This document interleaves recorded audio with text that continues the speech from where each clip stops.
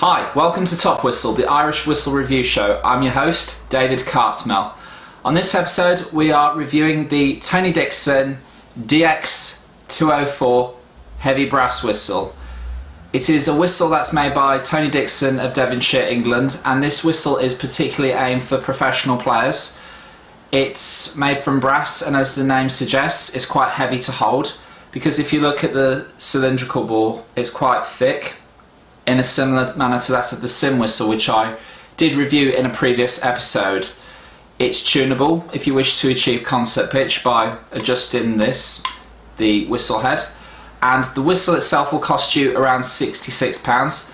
And if you wish to purchase this whistle, the links to Tony Dixon's website is in the description box below. And according to Tony Dixon, this whistle is the richest one from a quality perspective in terms of tonality of his range. But that said, does it stand up to scrutiny? We're about to find out.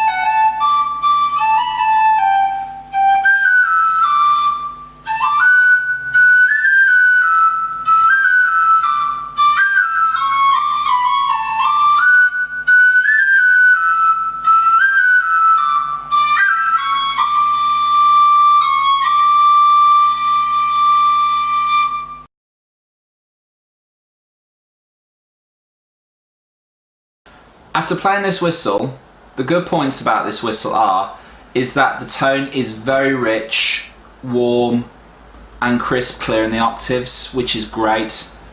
It stands up to scrutiny about it being one of the richest whistles from Tony Dixon's range, which is a really great point about this whistle. Its breath requirements are at best really average, so you will not run out of breath playing this whistle, which surprised me. I did have fears I might run out of breath playing, because playing some high-end whistles, they have higher breath requirements, which is a good thing. That goes for this whistle, and it can be used professionally for players who wish to play in bands, concerts, in bars, so this thing can be heard. But if I was to compare it to my loudest whistle, the Sim whistle by Earl Bartlett, the Sim whistle is about a 10 out of 10 score for loudness, whereas this one isn't quite as loud, so I'd score that a respectable 8 out of 10 for loudness.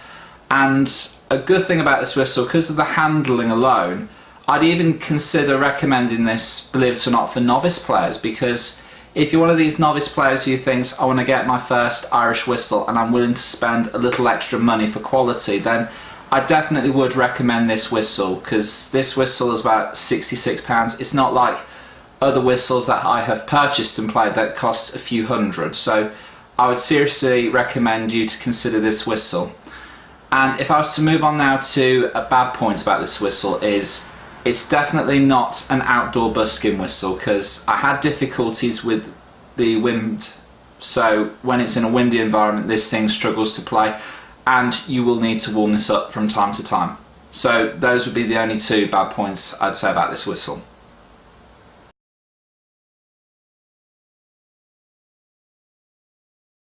After weighing the good and the bad points of this whistle, I've decided to score it a respectable 8.5 out of 10.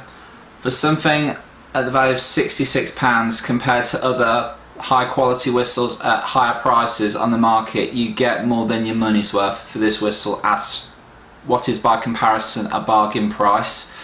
It's definitely a whistle that I'd recommend you can use for leisure, practice, to even professional use, and even novices, as mentioned, can use this as their first whistle and grow into and practice with, and even use for professional purposes if they wish to use it for that purpose at a later line.